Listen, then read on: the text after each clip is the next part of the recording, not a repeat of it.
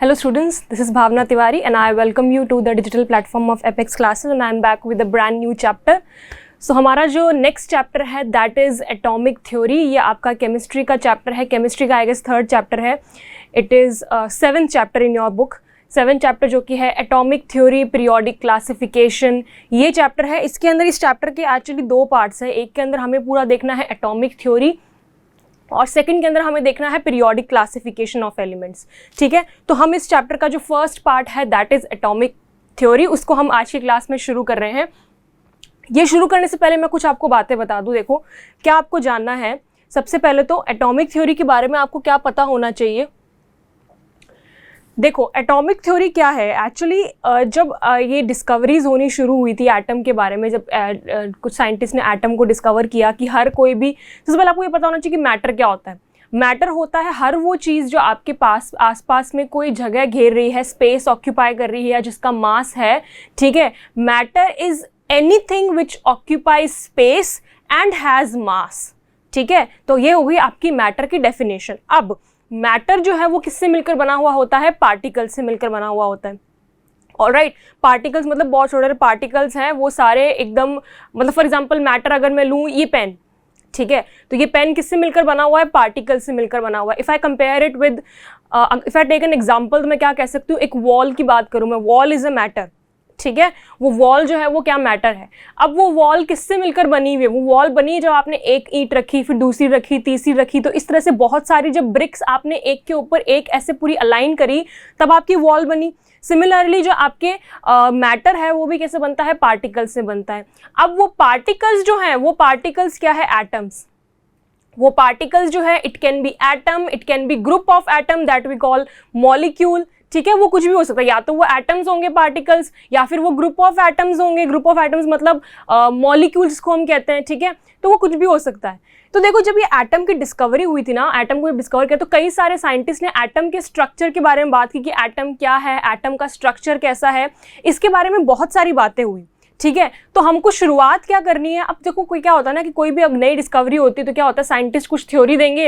अब वो थ्योरी पास या फेल होगी. पास हो गई तो अच्छी बात है, फेल हो गई तो साइंटिस्ट वापस ट्राई करते रहेंगे. और कई बार ऐसा होता है कोई थ्योरी अगर पास हो भी जाती है तो भी दूसरे साइंटिस्ट जो हैं वो एक्सपेरिमेंट्स कर करके ट्राई करते रहते हैं कि क्या पता कोई नया चीज़ निकल कर आ जाए. ठीक है, क्या पता एटम के अंदर कोई ऐसी चीज़ हो जो पता ही ना हो.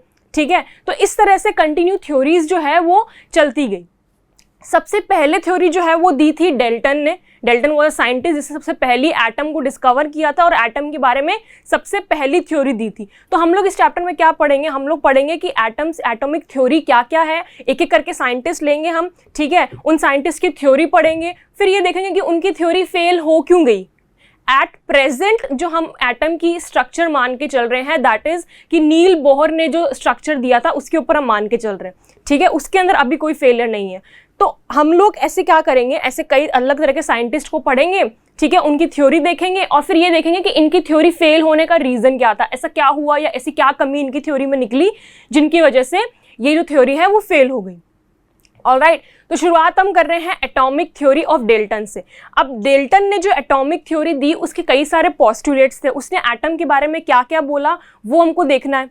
ठीक है, तो एटम के बारे में इसने क्या बोला? एवरीथिंग इज कंपोज, सबसे पहला पोस्टुलेट इसका, everything is composed of atoms which are the indivisible building blocks of matter. Building blocks मतलब क्या, कैसे वॉल है, वॉल का बिल्डिंग ब्लॉक क्या था? ब्रिक थी. या किसी घर का बिल्डिंग ब्लॉक क्या है, उसको आपने कैसे बिल्ड किया है? ब्रिक्स लेके, ईंट लेकर किया है.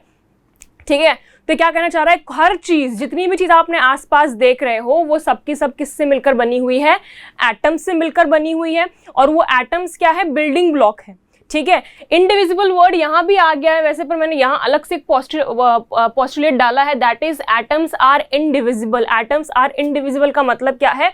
एटम को हम आगे और डिवाइड नहीं कर सकते. जो स्मॉलेस्ट जो थिंग है किसी मैटर के अंदर, सबसे छोटी चीज जो है वो क्या है? एटम है. उससे छोटा और कुछ नहीं है. So it is indivisible. ठीक है, ये हो गए दो postulate. Now let's see the next postulate. Next postulate क्या है? All atoms of a specific element are identical in mass, size and other properties. इसे आप मार्क कीजिए, mass, size and other properties. Specific element की अगर मैं बात करूं, for example if I take a piece of iron, उस iron के अंदर जितने भी एटम्स होंगे, वो एक फिक्स एलिमेंट है, आयरन इज एन एलिमेंट, ठीक है, उस आयरन के जितने भी एटम्स होंगे वो सारे के सारे एटम जो हैं वो सिमिलर होंगे, ठीक है। एक तरफ मैंने लिया आयरन का पीस, उस आयरन के अंदर जितने भी एटम्स होंगे वो सारे के सारे सेम होंगे, मास के अंदर उनका वजन सेम होगा, उनका साइज सेम होगा और उनकी प्रॉपर्टीज भी सेम होंगी, सब सेम होगा, ठीक है। दूसरी साइड अगर मैं ले रही हूँ एक कॉपर का पीस, कॉपर का पीस लूंगी तो कॉपर के पीस में भी क्या होगा, जितने भी एटम्स होंगे उस कॉपर के अंदर, वो कॉपर जिन एटम्स से मिलकर बना हुआ है वो सारे के सारे एटम्स क्या होंगे, सिमिलर होंगे, साइज भी सेम उनका, मास भी सेम उनका और उनकी सारी प्रॉपर्टीज भी सेम होंगी, ठीक है।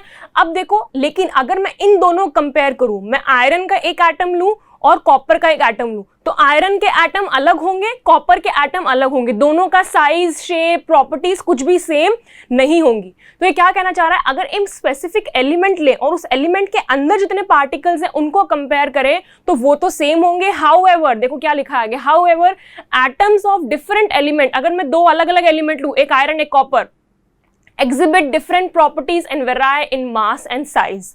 हर एटम जो है, अलग अलग एलिमेंट्स जो होते हैं ना, अलग अलग एलिमेंट्स के एटम की प्रॉपर्टीज एकदम अलग होती है। किसी भी एटम, कोई भी एटम दूसरे एटम के सिमिलर नहीं होता है। सिमिलर मतलब मास और साइज के अंदर। आयरन में जितने होंगे, अगर मैं सेम एलिमेंट ले रही हूँ, आयरन के सारे एलिमेंट्स, आयरन जो है उसके सारे एटम्स को कंपेयर करूँ वो सब सेम होंगे, एकदम एग्जैक्ट सेम होंगे, ठीक है, मास साइज के अंदर। फिर मैं कॉपर के अंदर के सारे कंपेयर करूँ तो वो भी सब सेम होंगे, लेकिन मैं आयरन और कॉपर को आपस में कंपेयर करूँ, डिफरेंट होंगे, एकदम डिफरेंट होंगे, मास अलग होगा, साइज अलग होगा, प्रॉपर्टी सब अलग होंगी, ठीक है। So this is what you need to know कि अगर हम स्पेसिफिक एलिमेंट ले रहे हैं उसके अंदर जो कोई एटम्स होंगे सारे, उन सबका साइज और शेप जो होगा वो सेम होगा, ठीक है। और अगर मैं कंपेयर कर रही हूँ किसी दूसरे एलिमेंट से, ठीक है, तो दूसरे एलिमेंट और वो पहले वाले एलिमेंट के एटम जो हैं वो सिमिलर नहीं होंगे। Alright, now next up is your property, atom can neither be created nor be destroyed. Furthermore atoms can not be divided. इस चीज को मार्क कर लो क्योंकि ये जो चीज है यही एंड में जाके डेल्टन की थ्योरी का क्या निकलेगा, डेल्टन की थ्योरी का एक ड्रॉबैक निकलेगा। यही दिक्कत कर दिया था उसकी थ्योरी ने। उसने बोला था कि एटम एक तो इनडिविजिबल है और एटम स्मॉलर पार्टिकल्स में डिवाइड नहीं हो सकता। हाँ, तो डेल्टन के हिसाब से हम बोल रहे हैं, डेल्टन ने क्या कहा, डेल्टन ने कहा atoms can neither be created nor be destroyed, which is true. Atom जो है, ना तो आप कोई एटम को क्रिएट कर सकते हो, ना ही आप एटम को डिस्ट्रॉय कर सकते हो, ठीक है। नया एटम आप बना नहीं सकते और कोई एटम जो ऑलरेडी है उसको आप खत्म नहीं कर सकते। जब कोई केमिकल रिएक्शंस भी होती है, हम आगे के पोस्टुलेट में देखेंगे भी, जब कोई केमिकल रिएक्शंस भी होती है ना, तो उन केमिकल रिएक्शंस में एटम शिफ्ट हो जाते हैं। खाली यहाँ का इस कंपाउंड या इस केमिकल का जो एटम है वो दूसरे में चला गया, या यहाँ का यहाँ आ गया, वो एटम्स की शिफ्टिंग होती है सिर्फ, या फिर कहें एटम्स का रीअरेंजमेंट होता है। इसका मतलब ये बिल्कुल नहीं होता है कि एटम जो है वो कहीं गायब हो गया या एक एटम कहीं डिस्ट्रॉय हो गया या कोई नया एटम हम लेकर आ गए, ऐसा कुछ नहीं होता। मैं आपको एग्जांपल के साथ भी बताऊंगी नेक्स्ट पोस्टुलेट के अंदर। तो एटम को ना तो आप क्रिएट कर सकते हो, जितने एटम एग्जिस्ट कर रहे हैं ना अर्थ के अंदर, वो सारे के सारे एटम को आप कोई नया आप बना नहीं सकते हो। मान लो 1000 है, अब 1000 से ना तो आप उसको 999 कर सकते हो, ना 1001 कर सकते हो, 1000 ही रहेंगे वो, बस वो यहाँ वहाँ शिफ्ट जरूर हो जाएंगे आपकी नजरों से, कहीं यहाँ वहाँ हो जाएंगे, but it does not mean that they are created और दे आर डिस्ट्रॉयड, ठीक है। पहली चीज ये। नाउ नेक्स्ट क्या बोल रहा है, further more atoms can not be divided into smaller particles. Atom को आप और स्मॉलर पार्टिकल्स में डिवाइड नहीं कर सकते हो, मतलब एटम से छोटा और कुछ नहीं है। Atom is the smallest thing that exist according to Dalton. According to Dalton atom is the smallest thing that exist. उससे ज्यादा छोटा या उसके अंदर कुछ भी नहीं है, वही सबसे छोटा है। मतलब फॉर एग्जांपल मैटर को हमने डिवाइड करते गए, हमें सबसे, हम क्या करें, मैटर को काटते गए। एक हमने कोई टुकड़ा लिया, हाइपोथेटिकल सिचुएशन है, ठीक है, एक हमने कोई टुकड़ा लिया मैटर का, उसको हम कट करते गए बहुत छोटे में, और छोटा और छोटा और छोटा और छोटा करते गए। जब वो एटम आ गया ना, उस एटम को हम और छोटा नहीं कर सकते, उसके अंदर और कुछ नहीं है छोटा करने के लिए, ठीक है। So this is what it is trying to say कि एटम को हम और स्मॉलर पार्टिकल्स में डिवाइड नहीं कर सकते हैं, because atom is the smallest thing that exist according to Dalton. Dalton ने ऐसा कहा कि एटम छोटा और कुछ भी नहीं है। Alright, let's move on to the next postulates. Next postulate क्या है, ये एटम की डेल्टन की थ्योरी चल रही है जिसके अंदर टोटल 6 पोस्टुलेट है। 4 पढ़े हमने, बाकी के 2 देखो। अब atoms of different elements can combine with each other in fixed whole number ratios in order to form compounds. अलग अलग जब हमको कोई वो बनाना है, आपको कंपाउंड बनाना है. कंपाउंड मतलब क्या होता है? देखो, आपको एक तो चीज़ क्लियर होनी चाहिए, एलिमेंट्स और कंपाउंड या मॉलिक्यूल्स क्या होते हैं. देखो, this is an element Fe, ठीक है. This is an compound.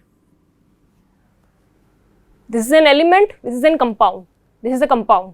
क्या डिफरेंस दिख रहा है आपको? अगर मैं एक आयरन का टुकड़ा ले रही हूं, उस आयरन के टुकड़े के अंदर जितने भी पार्टिकल्स होंगे वो सारे क्या होंगे? देखो, हर चीज जो होती है ना वो किससे मिलकर बनी हुई होती है? पार्टिकल से मिलकर बनी होती है, ये तो पता है आपको. एलिमेंट के अंदर पार्टिकल्स जो होंगे वो एटम्स होंगे, ठीक है. एलिमेंट्स के अंदर जो पार्टिकल्स होंगे वो एटम्स होंगे, और कंपाउंड्स में जो पार्टिकल्स होंगे वो क्या होंगे? देखो जरा, आप कैसे पता चलेगा आपको. ये मैं ले रही हूं आयरन का पीस, ये मेरा आयरन का मैंने एलिमेंट एक टुकड़ा लिया है. इसके अंदर सारे के सारे ये आयरन के पार्टिकल्स या आयरन के एटम्स जो हैं वो ऐसे अरेंज्ड हैं, ठीक है. ये पूरा पार्टिकल किससे बना हुआ है? ऐसे एटम से. इस तरह सारे एटम्स जो हैं इससे पूरा ये बना हुआ है. और यही अगर मैं H2O लूं,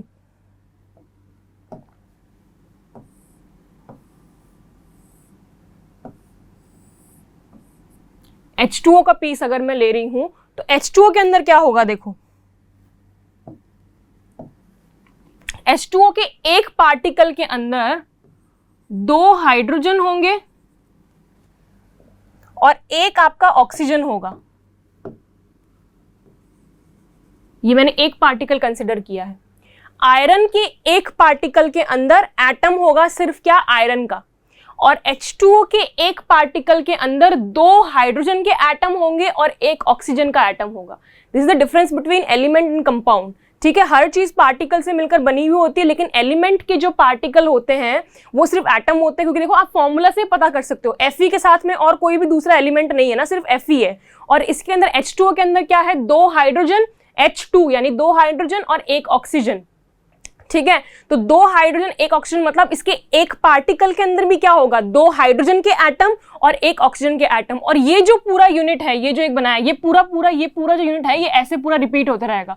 और हर यूनिट के अंदर क्या होगा? हर पार्टिकल के अंदर क्या होगा? यही चीज होगी, 2 हाइड्रोजन एक ऑक्सीजन, 2 हाइड्रोजन एक ऑक्सीजन, इस तरह से चलेगा ये, ठीक है. तो ऐसे कुछ कंपाउंड्स बन रहे हैं. अब ये कंपाउंड्स के बारे में ये बात आपको क्या कहना चाह रहा है कि atoms of different element combine with each other. देखो यहां पर भी क्या हो रहा है? H2O के अंदर डिफरेंट एलिमेंट्स हमने लिए. कौन कौन से लिए हैं?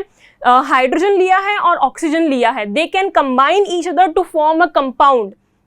हाइड्रोजन और ऑक्सीजन दोनों कंबाइन होकर इन्होंने क्या बनाया है? H2O वाटर बनाया है. वो कंबाइन कर सकते हैं, लेकिन कैसे करेंगे?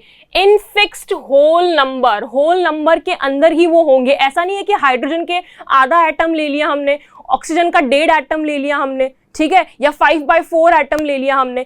ऐसा फ्रैक्शंस में नहीं होगा, क्योंकि हमने पहले ही बोला ना कि एटम को आप डिवाइड नहीं कर सकते हो. अब एक एटम का आप आधा काट के उसको आधा नहीं कर सकते हो, ठीक है. तो होल नंबर के अंदर या तो एक एटम लोगे, या 2 लोगे, या 3 लोगे, या 10 लोगे, या 15 लोगे. होल नंबर्स में ही रहेगा वो, फ्रैक्शंस के अंदर नहीं होगा. ऐसे आधा, 1/1.5, 3.5, 3 ऐसा करके नहीं हो सकता है. 0.75 ये सब नहीं होगा, ठीक है. तो कंपाउंड तो बनेगा. ये तो कह रहे हैं कि अलग अलग डिफरेंट टाइप के एलिमेंट्स कंबाइन होकर कंपाउंड बनाएंगे. एग्जांपल ये रहा, H2O में क्या? H2O is a compound. इसके अंदर 2 डिफरेंट एलिमेंट जुड़े हुए हैं. 2 डिफरेंट एलिमेंट मतलब 2 तो हाइड्रोजन है और एक ऑक्सीजन है ना. तो 2 डिफरेंट एलिमेंट जुड़े हुए हैं. फिक्स्ड होल नंबर रेशियोज, उनका रेशियो जो है फिक्स्ड होल नंबर के अंदर होगा, मतलब फ्रैक्शंस के अंदर वो कंबाइन नहीं होंगे in order to form compounds. Easy. तो इस पोस्टुलेट के अंदर क्या कहना चाह रहा है कि कंपाउंड जब बनेगा ना वो कैसे बनेगा? अलग अलग एलिमेंट्स के एटम आएंगे, कंबाइन होंगे, पर कंबाइन कैसे होंगे? वो होल नंबर रेशियो के अंदर, ठीक है. तो यहां पर अगर मैं रेशियो की बात करूं तो यहां कैसा हो रहा है? यहां रेशियो कुछ ऐसा है, 2 हाइड्रोजन है और 1 ऑक्सीजन है. तो हाइड्रोजन और ऑक्सीजन का जो रेशियो है दैट इज 2:1, ठीक है. तो ऐसे होल नंबर के अंदर ही वो कंबाइन होते हैं. आपको किसी भी फॉर्मूला अगर आप देखो, कोई भी केमिकल, कोई भी कंपाउंड का फॉर्मूला निकाल लो, ठीक है. जैसे मैं आपको दिखाऊं, जैसे H2SO4, किसी भी फॉर्मूला के अंदर ये जो आपको नंबर्स है ना, ये फ्रैक्शंस में नहीं दिखेंगे, ये होल नंबर के अंदर ही होंगे. कोई भी फॉर्मूला आप देख लो, जनरली जो आप जानते हो सब, ठीक है। और क्या लेके आऊँ मैं, ये देखो NaNO3, this is sodium nitrate. इसके अंदर देखो Na 1 है, नाइट्रोजन 1 है, ऑक्सीजन 3 है, ठीक है। K2SO4, K यानी कि पोटेशियम 2 है, सल्फर 1 है, ऑक्सीजन 4 है, ठीक है। यही चीज रहेगी आपकी। तो ये जो है, ये इनके अंदर कोई भी होल, ये हमेशा होल नंबर्स में ही कंबाइन होंगे, ये फ्रैक्शंस में नहीं होंगे। Alright, next, atoms can be rearranged, combined और separated in chemical reactions. Atoms जो हैं, देखो यहाँ पर वो जो मैंने कहा था ना, कोई एटम्स आर इनडिविजिबल या atoms can not be created और डिस्ट्रॉयड, तो आप देखो यहाँ पर उसका रीजन आ गया है। एटम्स जो है वो उनको आप क्रिएट या डिस्ट्रॉय नहीं कर सकते, वो सिर्फ क्या होते हैं, एटम्स जो है रीअरेंज हो जाते हैं, ठीक है। कैसे होते हैं ना, let me give you an example. I am writing a equation here कि ये वाटर का फॉर्मेशन जो है ना, ये कैसे होता है। देखो H2 plus O2 gives H2O, या इसको प्रॉपर में लिखूं रिएक्शन को तो 2H2 और 2H2, this is the reaction. Alright, अब देखो ये इसके अंदर एटम्स कैसे कंबाइन हुए हैं। मैं मान रही हूं, मैं यहां पर साइड में लिख रही हूं, मैं मान रही हूं कि हाइड्रोजन के जो एटम्स हैं मैं उनको रिप्रेजेंट कर रही हूं रेड से, और जो ऑक्सीजन के एटम्स हैं उनको मैं रिप्रेजेंट कर रही हूं ब्लू से। This is oxygen, this is hydrogen and this is oxygen. अब इसको आप देखो, मैं इसको यहां रिप्रेजेंट करती हूं, क्या है यहाँ पर 2 H2 है, 2H2, ठीक है। तो मुझे रेड से दिखाना है, ये आपकी 2 H2, पहला H2 और ये आपका दूसरा H2, ठीक है। नेक्स्ट क्या है, plus O2,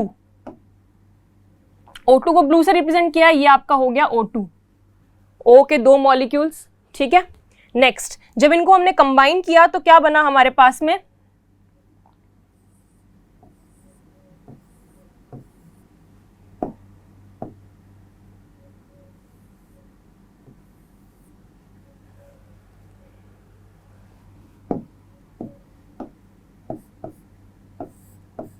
now let's compare कि क्या मैं समझाना चाह रही हूं आपको। 2 H2 के मॉलिक्यूल है, ये देखो H मैंने 2 जोड़ रखे हैं और फिर मैंने 2 बनाए हैं, ये ऊपर वाला H2, ये नीचे वाला H2, 2 H2, फिर वो कंबाइन किसके साथ में हुए, एक O2 के साथ। ये देखो O2, मतलब मैंने ऑक्सीजन के जो एटम है वो 2 बनाए हैं, क्योंकि O2 है तो ऑक्सीजन के एटम 2 है। फिर यहाँ पर मैंने H2 कैसे बनाया, देखो H2 कितने हैं, 2 हैं, तो ये देखो मैंने 2 बनाए हैं। अब एक H2 में क्या है, 2 हाइड्रोजन है और एक ऑक्सीजन है।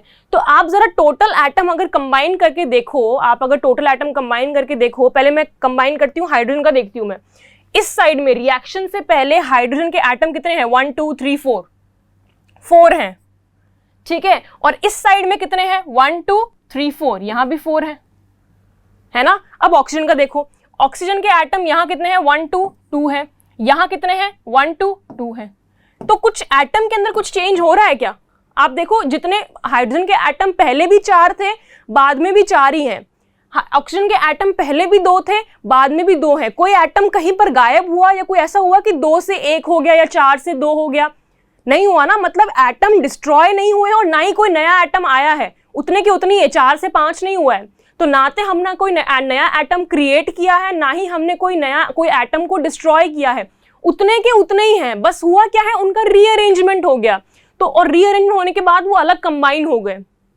तो रीअरेंजमेंट की वजह से क्या हुआ, H2 प्लस O2 आपका बन गया H2O। ये एक नया कंपाउंड जरूर बना है, नया कंपाउंड तो बना है, H2O हाइड्रोजन ऑक्सीजन दोनों ऐसे एकदम अलग है, बट इस कंपाउंड को बनने में कोई एटम कोई क्रिएट या डिस्ट्रॉय नहीं हुआ है, सिर्फ उनका क्या किया है, हमने रीअरेंजमेंट किया है, यहां से वहां को एटम को शिफ्ट करके दूसरे के साथ में कंबाइन कर दिया, यही किया है हम लोगों ने। तो टोटल जो है वो तो कोई डिफरेंस नहीं आया इसके अंदर।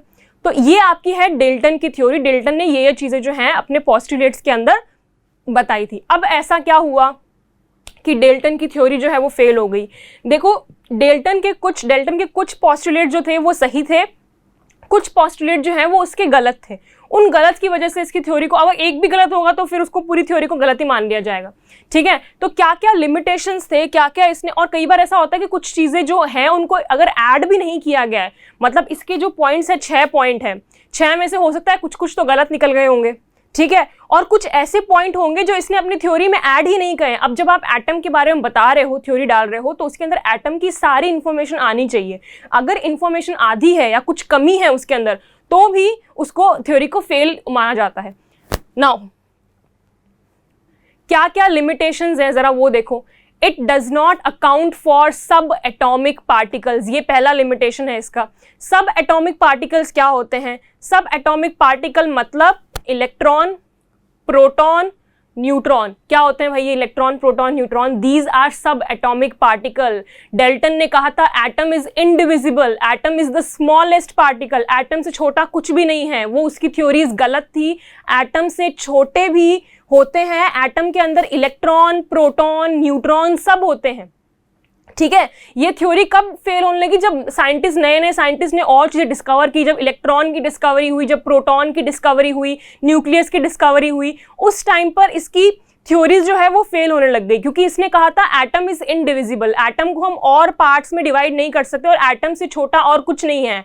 ठीक है, लेकिन असल में एटम से छोटे भी हैं। एटम से छोटे आपके इलेक्ट्रॉन है, प्रोटॉन है और न्यूट्रॉन भी है। तो इलेक्ट्रॉन, प्रोटॉन, न्यूट्रॉन, इनके बारे में इसने अपनी थ्योरी में कुछ नहीं बताया, और इनफैक्ट इसने ये कहा कि एटम इज द स्मॉलेस्ट, तो वहां पर ही उसकी थ्योरी जो है वो गलत हो गई। It does not account for isotope. सबसे मेन जो इसका लिमिटेशन है वो तो यही वाला है कि इसने ये कह दिया कि एटम जो है वो इनडिविजिबल है।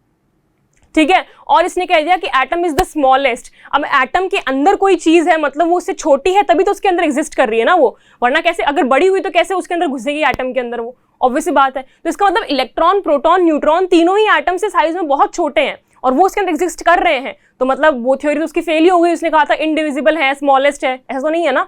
ठीक है, ये सबसे मेन लिमिटेशंस है। बाकी और लिमिटेशंस भी क्या क्या है? It does not account for isotopes. Isotopes के बारे में इसने कुछ नहीं बताया। देखो आइसोटोप्स क्या होते हैं? आइसोटोप्स वो होते हैं जिनका एटॉमिक नंबर सेम होता है। हालांकि मेन जो है यही है, अगर आप यहां तक भी लिखते हो ना कि खाली समझा दो पूरा अच्छे से कि डेल्टन ने ये कहा था कि ऐसा होता है, बट असल में ऐसा एटॉमिक पार्टिकल्स जो है वो एग्जिस्ट करते हैं, पूरा आपको समझा दोगे तो बहुत है, बट फिर भी जस्ट फॉर नॉलेज ये चीजें भी आप ध्यान रखो। पहली चीज, आइसोटोप्स के बारे में इसने कुछ नहीं बताया। ठीक है, कैसे, देखो क्या मतलब है। आइसोटोप्स क्या होते हैं? आइसोटोप्स होते हैं वो एलिमेंट जिनके एटॉमिक नंबर तो सेम होते हैं, एटॉमिक मास जो है वो डिफरेंट होते हैं। एटॉमिक नंबर सेम होते हैं, एटॉमिक मास जो है वो डिफरेंट होते हैं। इसने क्या कहा था? डेल्टन ने ये कहा था कि अगर मैं सेम एलिमेंट लूं कोई, जैसे फॉर एग्जांपल मैंने आयरन लिया, आयरन का पीस ले लिया, तो आयरन के पीस के अंदर जितने भी एटम्स होंगे उन सबका मास सेम होगा, ऐसा कहा था इसने, है ना, ये कहा था। बट असल में ये थ्योरी काफी हद तक सही भी है, ऐसा होता है। बट बाद में जब साइंटिस्ट ने आइसोटोप्स डिस्कवर किए, क्योंकि आइसोटोप्स ऐसे होते हैं जिसके अंदर एलिमेंट तो सेम है। मैं आपको एग्जांपल देती हूँ, कार्बन की बात करूं मैं, कार्बन दो तरह के होते हैं। ठीक है, एक होता है कार्बन 12, एक होता है कार्बन 14। इनको क्या बोलते हैं? आइसोटोप्स बोलते हैं। ठीक है, आइसोटोप्स क्यों बोलते हैं? कि है तो ये सेम एलिमेंट, मतलब इनका एटॉमिक नंबर तो सेम है। इनका एटॉमिक नंबर क्या है? इनका दोनों का एटॉमिक नंबर 6 है, 6 है। ठीक है, ये पिंक कलर अगर नहीं दिख रहा तो I should change it just. अब देखिए, कार्बन जो है वो दो तरह के होते हैं, कार्बन 12 एंड कार्बन 14। ठीक है, ये दोनों क्या है? आइसोटोप्स हैं, और इनका एटॉमिक नंबर दोनों का 6 है, पर इनका जो मास है, इस वाले कार्बन का मास है 12 और इस वाले कार्बन का मास है 14। ऐसे कई तरह के आइसोटोप्स एग्जिस्ट करते हैं। एलिमेंट सेम है, एलिमेंट कार्बन ही है, लेकिन एक वाले कार्बन का मास 12 है, 12 यूनिट है, और दूसरे वाले का मास 14 है। तो एक ही एलिमेंट के अंदर दो अलग अलग मास हो गए, वहीं फेल हो गई थ्योरी। जनरली वो थ्योरी ट्रू है, बट इसके एक्सेप्शंस हैं आइसोटोप्स। आइसोटोप्स हर एलिमेंट के एग्जिस्ट नहीं करते, कुछ एलिमेंट्स के आइसोटोप्स होते हैं, और उन आइसोटोप्स के अंदर उनके मास जो है वो डिफरेंट डिफरेंट होते हैं। ठीक है, now let's move on to the next one. It does not account for isobars. Isobars की बात करें, ये भी देखो इतने इंपॉर्टेंट नहीं है, आपका जो फर्स्ट पॉइंट है वही मेन इंपॉर्टेंट है, उसको आपको डिटेल में समझाना है कि ऐसा ऐसा होता है। ठीक है, now it does not account for isobars. ये मैं आपको एकदम फटाफट से बता रही हूँ क्योंकि आपको सिर्फ क्लियर होना चाहिए कि क्या होता है, बट अगर आप नहीं भी लिखोगे एग्जाम में तो it doesn't matter, just for knowledge, extra knowledge के लिए आप यूँ मान लो। ठीक है, हाँ, आइसोबार्स पर आपको पता होना चाहिए, क्योंकि आइसोबार्स तो आपको आने चाहिए, आपने शायद 9th में ही पढ़े होंगे आइसोटोप्स और isobar. It does not account for isobars. Isobars क्या होते हैं? जिनका एटॉमिक नंबर डिफरेंट होता है और एटॉमिक मास ये तो होगा डिफरेंट और ये होगा सेम। फटाफट समझ लो क्या है। देखो, एटॉमिक नंबर डिफरेंट मतलब कुछ एलिमेंट्स ऐसे होते हैं जो एटॉमिक नंबर डिफरेंट है, मतलब वो दो सेपरेट एलिमेंट है, ठीक है, दो सेपरेट एलिमेंट है, लेकिन उसके अगर हम बात करें एटॉमिक मास की तो इनके एटॉमिक मास सेम हो जाते हैं। जबकि डेल्टन ने क्या था कहा था कि अगर दो डिफरेंट एलिमेंट हैं तो उनके मास और साइज और प्रॉपर्टी सब कुछ डिफरेंट होगा, कुछ भी सेम नहीं हो सकता। तो यहाँ भी उसने मार खा ली। कुछ ऐसे आइसोबार्स भी एग्जिस्ट करते हैं जिनका एटॉमिक नंबर तो डिफरेंट होता है, ठीक है, और मतलब वो एलिमेंट तो डिफरेंट है, अलग अलग हैं, लेकिन उनका मास जो है वो सेम हो गया। यहाँ पर भी उसने मात खा ली। Next up is elements need not combine in simple whole number ratios to form compound. उसने कहा था कि होल नंबर के अंदर करते हैं, लेकिन कुछ ऐसे कंपाउंड्स भी हैं जो सिंपल, आप कंपाउंड देखोगे ना अभी तक जो आपके सिलेबस में H2SO4 ये वो NaNO3, ठीक है, उनके अंदर आपको होल नंबर में ही दिखेंगे वो सारे, ठीक है, लेकिन कुछ कंपाउंड्स हैं जो आप हायर क्लास में भी पढ़ोगे, कुछ कंपाउंड्स हैं ऐसे जो जरूरी नहीं है कि होल नंबर के रेशियो के अंदर ही कंपाउंड बनाए। There are some compounds, alright. Now फिर मैं बता दूं, मेजरली अगर आप ऊपर वाला भी लिख दोगे कि उसने ये कहा था एटम इनडिविजिबल है, उसने कहा था एटम इज द स्मॉलेस्ट, और बाद में डिस्कवरी हुई इलेक्ट्रॉन प्रोटॉन की, तो सब एटॉमिक पार्टिकल्स जब डिस्कवर हुए उसकी थ्योरी फेल हो गई। आप इतना भी लिख सकते हो, आपको ज्यादा मार्क्स का आए तो आप पूरा बता सकते हो, ठीक है। सो यहाँ हो गई डेल्टन की थ्योरी खत्म, बंद। अब नया कोई साइंटिस्ट आएगा। एक और साइंटिस्ट देख लो जरा आप। नया साइंटिस्ट जो था वो था थॉमसन, ठीक है, जे इसका पूरा नाम है जे थॉमसन। इन्होंने इन द ईयर 1898 इन्होंने ये थ्योरी दी थी। ये थ्योरी दी गई थी उस टाइम तक जब इन्होंने थ्योरी दी थी, इन्होंने डिस्कवर कर लिया था इलेक्ट्रॉन को, कि एटम के अंदर एक सब एटॉमिक पार्टिकल होता है जो है इलेक्ट्रॉन। सिर्फ इलेक्ट्रॉन डिस्कवर हुआ था, प्रोटॉन और न्यूट्रॉन जो है वो डिस्कवर नहीं हुआ था। तो उनके हिसाब से जो इलेक्ट्रॉन है वो कुछ ऐसा होता है, ठीक है, कुछ ऐसा होता है। ऐसा मतलब कैसा होता है? देखो, उस टाइम तक सिर्फ इलेक्ट्रॉन डिस्कवर हुआ था, ये पता चल गया था कि इलेक्ट्रॉन एटम के अंदर होता है। अब कैसे अरेंज है, कहाँ अरेंज है, ये सब कुछ भी नहीं उन्होंने बताया, उनको नहीं पता, पर ये पता है कि हाँ कोई नेगेटिव चार्ज तो है, एटम के अंदर कुछ नेगेटिव चार्ज है, और उस कुछ नेगेटिव चार्ज का नाम दे दिया गया इलेक्ट्रॉन, ठीक है। अब इस नेगेटिव चार्ज को देखो, सिर्फ इलेक्ट्रॉन की डिस्कवरी होने के बाद प्रॉपर एटम के स्ट्रक्चर के लिए इन्होंने कोई एक्सपेरिमेंट नहीं किया, मतलब एक्सपेरिमेंट किया भी होगा उनको समझ नहीं आया होगा। इन्होंने ये जो थ्योरी दी ना, फिर ये अपने अजम्पशंस के हिसाब से दी। अजम्पशन के हिसाब से कैसे दी समझो, ये तो पता चल गया था कि इलेक्ट्रॉन तो है, ठीक है। अब अगर इलेक्ट्रॉन है तो एटम ओवरऑल तो न्यूट्रल है, ओवरऑल एटम के ऊपर कोई चार्ज नहीं होता। इसका मतलब अगर इलेक्ट्रॉन है तो पॉजिटिव चार्ज भी होगा, क्योंकि नेगेटिव चार्ज और पॉजिटिव चार्ज मिलकर ही कुछ न्यूट्रल बना सकते हैं, ठीक है। तो पॉजिटिव चार्ज होना चाहिए और नेगेटिव चार्ज होना चाहिए, तभी ये दोनों मिलकर न्यूट्रल बना सकते हैं, ठीक है। तो इन्होंने ये तो डिस्कवर कर लिया था कि नेगेटिव चार्ज तो है, ये तो डिस्कवर हो गया था कि इलेक्ट्रॉन तो एग्जिस्ट करता है, लेकिन पॉजिटिव चार्ज कैसे है, क्या है, वो उन्होंने डिस्कवर नहीं किया था। तो इन्होंने ऐसे अज्यूम किया कि atom is an sphere, atom को एक स्फेयर मान लिया, और उस स्फेयर के ऊपर क्या है, पॉजिटिव चार्ज है। वो जो पूरा स्फेयर है, ये गोला जो है, ये पॉजिटिव चार्ज का स्फेयर है। देखो ये बीच में पॉजिटिव बने हुए हैं ना, ये स्फेयर को बताया हुआ है कि ये जो पूरा स्फेयर है ये आपका क्या है, पॉजिटिव चार्ज है, ठीक है। और इस एटॉमिक स्फेयर के अंदर इलेक्ट्रॉन्स जो हैं वो इक्वली हर जगह पर डिस्ट्रीब्यूटेड, मतलब फैले हुए हैं इलेक्ट्रॉन, इस तरह से पूरे जो है ना ऐसे फैले हुए हैं। तो थॉमसन ने अपनी थ्योरी को इस तरह से दिया। ये आपको स्ट्रक्चर समझ में आ गया क्या है? जो पूरा स्फेयर है, मतलब मान लो एक बॉल ले लो आप, ठीक है, उस बॉल के वो जो पूरी बॉल है ना, बाहर से मतलब होलो स्फेयर है, खोखला, अंदर से खाली है, ठीक है। तो बाहर जो पूरा स्फेयर है ना, वो स्फेयर खुद तो पॉजिटिव है, और अंदर क्या है, अंदर उसके नेगेटिव चार्ज जो है ना, इलेक्ट्रॉन जो है वो यहाँ वहां डिस्ट्रीब्यूटेड है, ठीक है। देखो क्या थ्योरी इसने बोली है। पोस्टुलेट 1, पहला क्या बोला इसने, an atom consist of a positively charge sphere with electrons embedded in it, ठीक है। क्या इसने कंसिडर किया, थ्योरी क्या थी इसकी, जो एटम है वो खुद तो पॉजिटिव चार्ज है और इसके अंदर इलेक्ट्रॉन्स जो है वो एम्बेडेड है, मतलब यहाँ वहां उसके अंदर घुसे हुए हैं, ठीक है।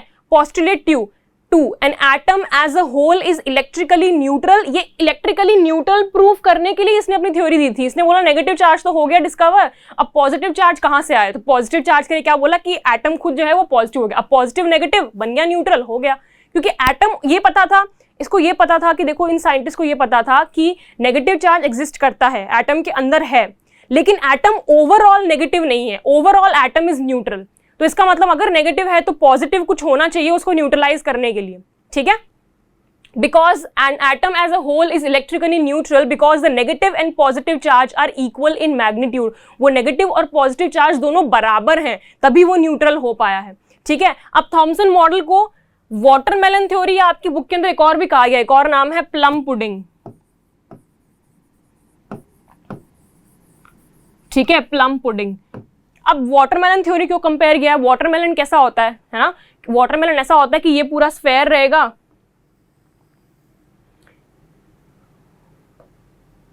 अभी इसके अंदर वाटरमेलन कैसा होता है आपका रेड रेड सा होता है, तो मैंने ये रेड कलर का बना दिया आपका स्फेयर, ये पूरा आपका वाटरमेलन है, ठीक है। तो ये तो आपका हो गया एटम, जो ये रेड पार्ट है ये पूरा आपका क्या है एटम, जो कि पॉजिटिवली चार्ज, इसको वाटरमेलन से कंपेयर किया गया, ठीक है। और वाटरमेलन के अंदर क्या होते हैं, सीड्स होते हैं, ब्लैक ब्लैक सीड्स होते हैं, तो वो सीड्स जो है ये देखो सीड्स हो गए, ये क्या होते हैं वाटरमेलन के अंदर सब जगह पर ऐसे डिस्ट्रीब्यूटेड होते हैं। तो इसको कंपेयर किया गया वाटरमेलन थ्योरी से, कि इसको बोला गया कि वाटरमेलन की तरह एटम है, जैसे वाटरमेलन जो है वो पूरा रेड वाला पार्ट जो है उसका, पूरा ग्रीन वाला पार्ट जो है बाहर ऐसे वाटरमेलन के ग्रीन होता है ना, ऐसे बन गया पूरा वाटरमेलन, तो ये ग्रीन होता है, ठीक है। तो ये जो पूरा पोर्शन है ये क्या है आपका, जो स्फेयर है वो पूरा क्या है पॉजिटिव चार्ज है, उसके अंदर जो सीड्स हैं वाटरमेलन के जो बीज हैं या सीड्स हैं वो क्या है इलेक्ट्रॉन है जो कि नेगेटिवली चार्ज है। या फिर प्लम पुडिंग, प्लम पुडिंग भी पूरी जो है वो प्लम पुडिंग क्या हो जाएगी पॉजिटिव चार्ज, और उसके अंदर ड्राई फ्रूट्स हैं किशमिश काजू जो भी है वो सारे ड्राई फ्रूट्स जो है वो क्या हो जाएंगे नेगेटिव चार्ज। तो इस तरह से इसको वाटरमेलन थ्योरी के अकॉर्डिंग कंपेयर किया गया था ना। फिर बता दूं ये एक एजम्पशन था इसका खाली कि अगर नेगेटिव चार्ज है तो पॉजिटिव भी होगा इलेक्ट्रिकली न्यूट्रल करने के लिए, इस तरह से होगा, ठीक है। इसकी थ्योरी, जबकि एटम ऐसा बिल्कुल भी नहीं है। हाँ ये सच है कि एटम जो के अंदर इलेक्ट्रॉन होता है पर इस तरह से ऐसे डिस्ट्रीब्यूटेड नहीं रहता है वो, ठीक है। तो अब इसके देख लेते हैं हम लोग इसके लिमिटेशंस क्या थे।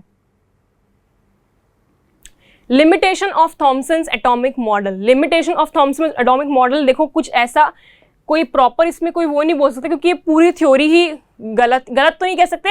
हाँ एक चीज सही है कि हाँ इलेक्ट्रॉन होता है, एटम के अंदर इलेक्ट्रॉन होता है वो सही है, बाकी उसके अलावा कि एटम खुद पॉजिटिव है ऐसे डिस्ट्रीब्यूटेड है वो सबका सब गलत था। तो हम लोग अगर इसके लिमिटेशंस लिखने बैठे तो बहुत सारे हैं, ठीक है। सिंपली हम क्या लिख सकते हैं, सिंपली हम ये लिख सकते हैं कि इस जे थॉमसन ने जो अपना स्ट्रक्चर दिया था एटम का, उसके भी बाद भी देखो साइंटिस्ट लोग क्या करते रहते हैं, उसके बाद भी एक और साइंटिस्ट आया that was Ernest Rutherford. Ernest Rutherford ने अपनी नेक्स्ट थ्योरी दी जो कि हम नेक्स्ट क्लास में पढ़ेंगे। रदरफोर्ड ने जो थ्योरी दी उसने एक्सपेरिमेंटली प्रूफ किया कि ऐसा ऐसा है और ये सही है। उसने एक्सपेरिमेंटली प्रूफ किया तो वहीं पर उसकी थ्योरी तो वहीं फेल हो गई थी, ठीक है, उसकी थ्योरी वहीं फेल हो गई थी। तो पहले या फिर हम और अगर लिमिटेशंस बोलना चाहें तो हम क्या बोल सकते हैं, पहला तो ये, अब कौन सा एक्सपेरिमेंट किया था रदरफोर्ड ने, रदरफोर्ड ने किया था gold foil experiment, gold foil experiment. अब जो जे थॉमसन है ये उस गोल्ड फॉइल एक्सपेरिमेंट को डिस्क्राइब नहीं कर पाए, ठीक है, कि वो उनकी थ्योरी वो गोल्ड फॉइल जो है वो वाला वो इनके ऊपर क्यों अप्लाई नहीं हो रहा है, क्योंकि इनका तो स्ट्रक्चर एकदम गलत था, ठीक है, उसको डिस्क्राइब नहीं कर पाए। लिस्ट बना लो आप इसके तो लिमिटेशन की बहुत सारी है। फिर हम और कह सकते हैं कि इन्होंने इलेक्ट्रॉन जो है वो सिर्फ एक सब एटॉमिक पार्टिकल को बताया, जबकि एटम के अंदर और भी कई सारे एटॉमिक पार्टिकल सब एटॉमिक पार्टिकल्स होते हैं। ये इट कैन नॉट डिस्क्राइब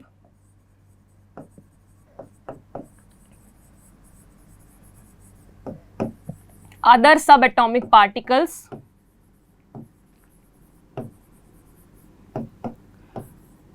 अब अदर सबएटॉमिक पार्टिकल्स कौन से हैं, प्रोटॉन हो गया और हो गया न्यूट्रॉन, ठीक है, इनको भी डिस्क्राइब नहीं कर पाए। फिर इन्होंने क्या बोला, इन्होंने ये बोला था कि जो आपका इलेक्ट्रॉन है वो एम्बेडेड है, मतलब वो रेस्ट पोजीशन में है, वो वहां पर बस इलेक्ट्रॉन जो है पड़े हुए हैं, ठीक है, जबकि इलेक्ट्रॉन है it can not describe motion of electron.